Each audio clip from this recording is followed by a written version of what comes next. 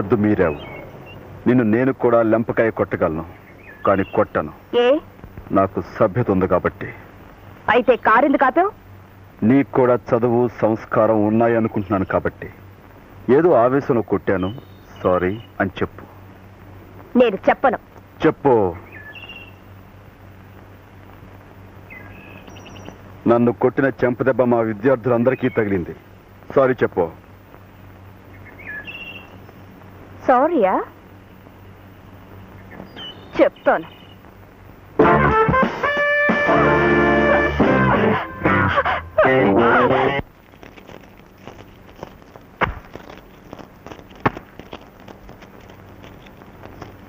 మన బంగారు తల్లి కాబోరు.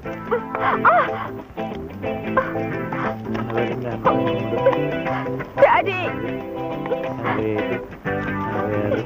డాడీ, వాడిని అరెస్ట్ చేయించు.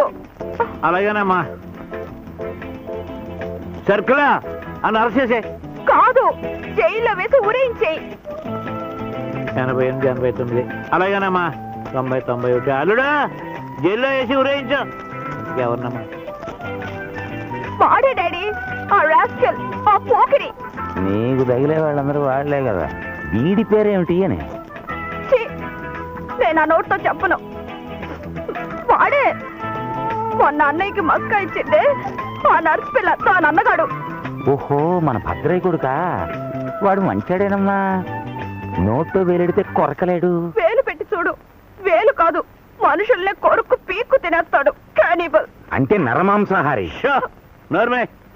ఏంటమ్మా ఆ భద్రయ్య గారి కొడుకు నిన్ను అంటే మొన్నేమో కూతురు నాటకం, ఇవాళ కొడుకు నిర్వాహకమునా? ఏమిటమ్మా? ఏమిటి నన్ను నన్ను ఎక్కడ పడితే అక్కడ ఏడిపిస్తున్నాడు నాన్న. నిన్న ఏం చేశాడమ్మా?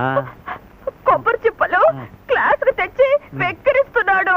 ఓ అదా, కొబ్బరి చిప్పలు తెస్తే మన గురించి అని ఎలా? అయినా మనం కొబ్బరి మీదే కోట్లు గడి. ఏం చేశాడమ్మా? ఏం చేశాడమ్మా? ఏం చేయలేదు. మరి అబ్బా, అది కాదు నాన్న.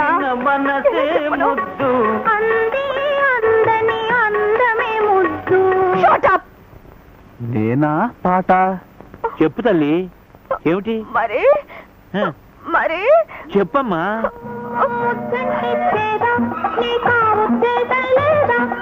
అదే అదే నాన్న, వాడు ఆ పని చేశాడు. ముద్దెట్టుకుని చేదన్నాడు. వెధవ రాస్కల్, అందరిలో సర్కిలా అని అరసే. సర్కిల్ ఆఫీస్కి వెళ్ళాడు బావా, అటెండెన్స్ కి. ఉద్ధరించాడు రాస్కెల్. ఆడికి ఎన్ని గుండెలు, ఎంత పొగరు. హలో, కాలేజీయా? నేను సుబ్బారావు గారిని మాట్లాడుతున్నాను. ఓకే సార్, అలాగే. ఏమోకే? ఏంటి ఓకేనాయా? నా బొంద. అలాగే సార్, అలాగే. ఏమయ్యా, ఆ భద్రయ్య కొడుకుని అర్జెంట్గా డిస్మిస్ చెయ్యి. ఇదిగో తిరిగి 3 ఏళ్ళ దాకా బడిలోకి రాకుండా డీబోర్ చెయ్యి. ఓకే. వాడి పేరు నాన్న. ఆడి పేరేంటయ్యా? Okay sir, okay. అదే తెలీదు, కనుక్కుంటాను. Babji, BSc second year. Babji, BSc second year. Sir, కారణం ఏదైనా చెబుదామా అక్కర్లేదా? నేను చెప్పడమే రేతనం. మా కాలేజీ నేను పొమ్మన్నాను, నేను డిస్మిస్ అంటే డిస్మిస్. స్టూడెంట్స్, తేనె పట్టు మీద రాయి విసిరేవు నాన్న. శివ, నాకే నీతులు చెప్తావంటరా? నాన్న, ఆవేశపడకో. అసలు ఈ గొడవ అంతటికీ కారణం నేను.